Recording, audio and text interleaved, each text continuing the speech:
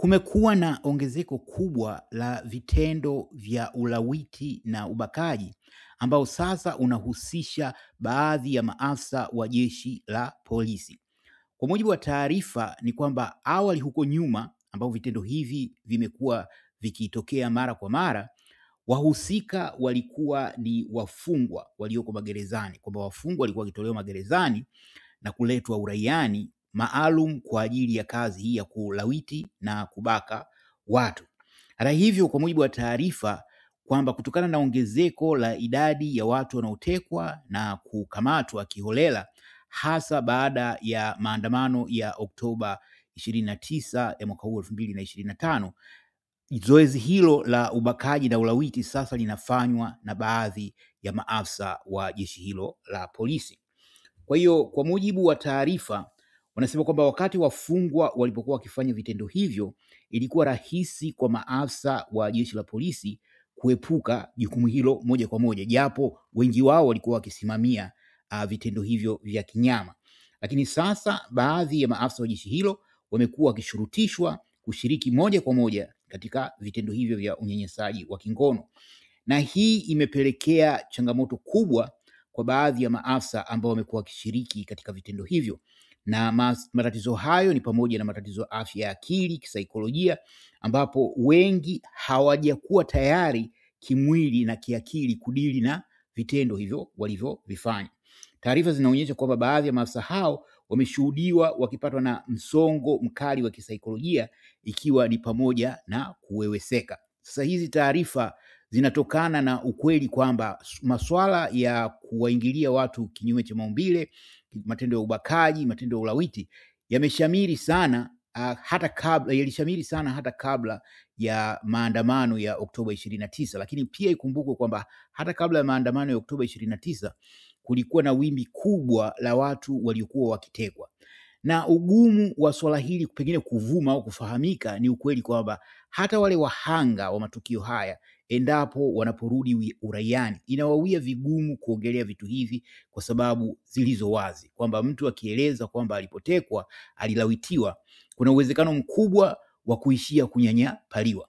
Lakini hata hilo la kunyanyapaliwa likiwekwa kando, bado mfumo wa afya kwa ujumla nchini Tanzania haujawa tayari zaidi kutoa msaada kwa wahanga wa vitendo vya ubakaji au kulawitiwa. Na pia mazingira tu ya kawaida, baadhi ya watu huhofia kwamba labda kitendo cha kwenda hospitali kueleza kwamba amelawitiwa, amebakwa, unaweza kupelekea matatizo zaidi, ikiwa ni pamoja na kunyanyapaliwa.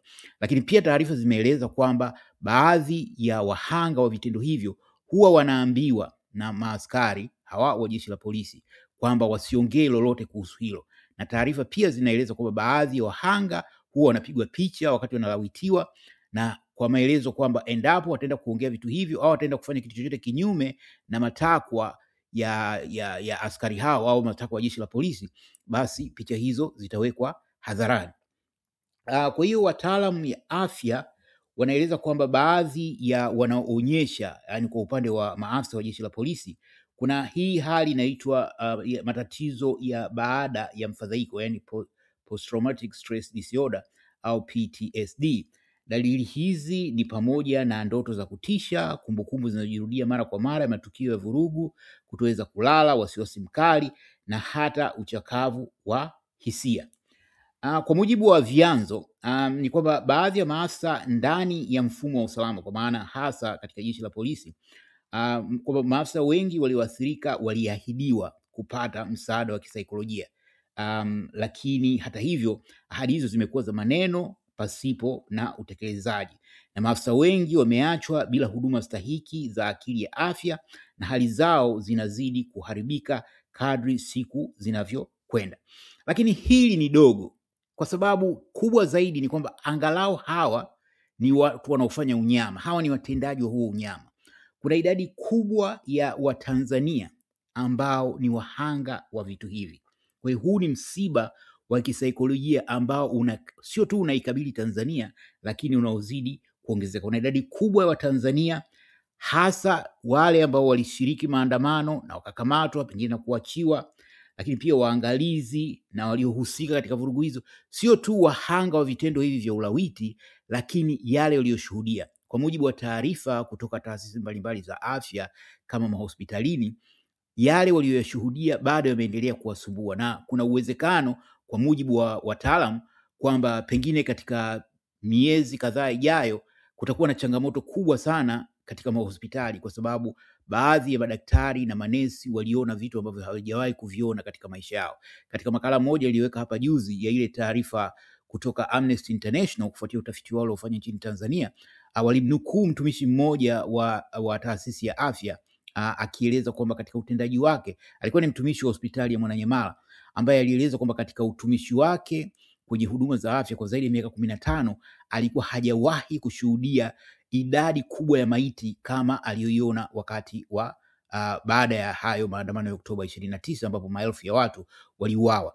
Lakini pia kuna taarifa zilizopatikana kutoka hospitali ya Sekoture kule Mwanza ambazo zilieleza kuwa baadhi ya maiti ziliwekwa nje na baadhi ya watu walishuhudia maiti zile zikiliwa na kunguru. Sasa unaweza ukapata picha, mtu akiona maiti na inaliwa na kunguru, hali yake kiakili itakuwaje? Lakini changamoto sio tu ya hayo walioshuhudia unyama uliojiri kuanzia Oktoba 29, lakini kuna idadi kubwa ya wahanga ambao wanaendelea kutekwa, na idadi kubwa ya watu wanaotekwa wanaishiwa kulawitiwa pamoja na kubakwa. Sasa hili ni janga ambalo liko mtaani, na janga hili kwa mtaani linakuwa ni tofauti kwa sababu kama hawa watendaji, maafisa wa jeshi la polisi, angalau wao wameahidiwa kwamba watapatiwa msaada na jeshi hilo, au msaada ambao haujapatikana. Lakini kwa wahanga ambao ni raia wa kawaida mtaani, inakuwa ni changamoto kubwa kutokana na mazingira kama nilisema awali. Kuna hofu ya kunyanyapaliwa, kwa hiyo mtu anaona bora akae na hilo swala peke yake, kwa sababu endapo mtu atajitokeza hadharani na kusema kwamba alilawitiwa wakati alipokamatwa, basi kuna uwezekano mkubwa akaishia kunyanyapaliwa.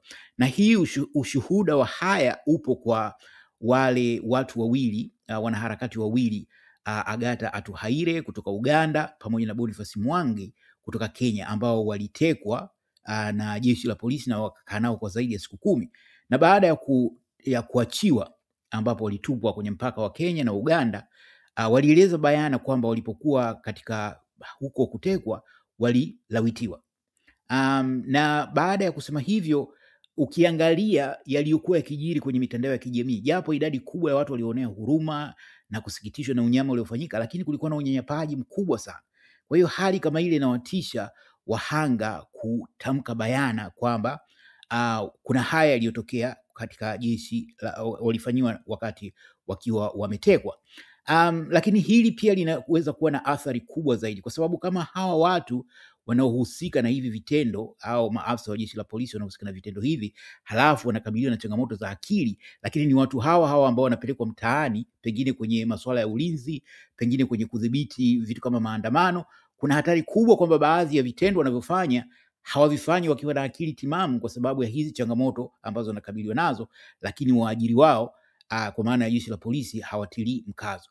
Lakini hili tatizo la ubakaji limechangiwa sana na ukweli kwamba ni kama kitu ambacho kimeletwa hasa huku bara kutoka Zanzibar, hasa ujio wa yule jamaa anaitwa Haji Omar Hery, ambaye vikundi alivyokuwa kiviongoza Zanzibar, vile vya mazombi, vilikuwa na tabia hiyo, vimefanya sana vitendo vya ulawiti. Na baadhi ya watu wanadai kwamba labda kuna mkakati maalum wa kuimport ushoga, kwa sababu vijana wengi wanaoishia kufanyiwa vitendo kama hivi, kuna uwezekano mkubwa wasirudi tena kuwa rijali wa kawaida na pengine wakaishia kufanya vitendo vya ushoga.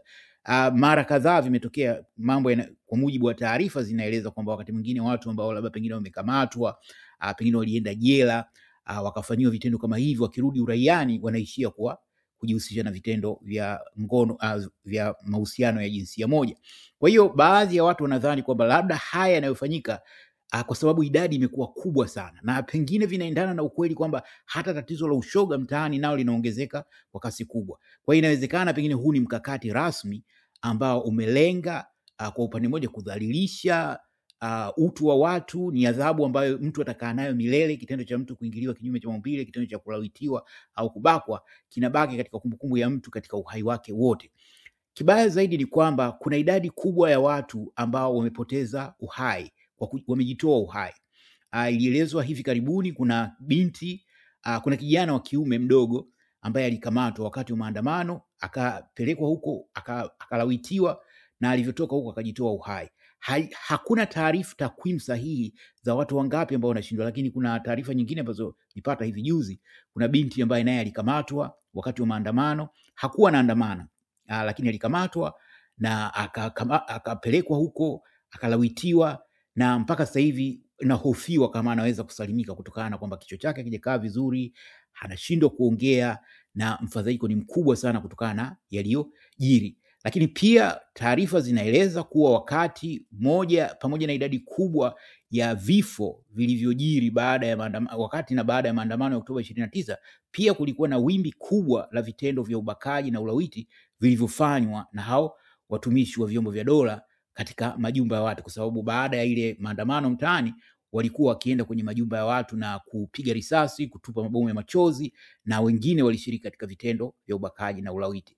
Kwa hakika huu ni unyama ambao unawatesa watu wengi. Kumbukwe tu mpaka muda huu kuna idadi kubwa ya Watanzania wanaomboleza kuhusu vifo vya ndugu zao, lakini pia kuna idadi kubwa nyingine ya Watanzania ambao hawajui mustakabali wa ndugu zao, kwa sababu kuna watu ambao walitekwa kabla ya Oktoba 29, wengine, na wimbi la utekaji linazidi kuendelea baada ya Oktoba 29 mpaka hivi sasa, na watu wengi hawajui kama ndugu zao wapo hai au wako katika hali gani. Kwa hiyo hizi ni changamoto zinazokuwa, lakini pia kuna idadi kubwa ya watu ambao walikamatwa, kwa bahati nzuri wakaachiwa, lakini wameachiwa wakiwa na makovu ya kisaikolojia kutokana na hivi vitendo vya ubakaji na ulawiti vinavyofanywa kwa makusudi. Kwa hakika huu ni unyama ambao kunahitajika jitihada za makusudi za kukomesha haya yanayojiri. Je, una maoni gani kuhusiana na haya?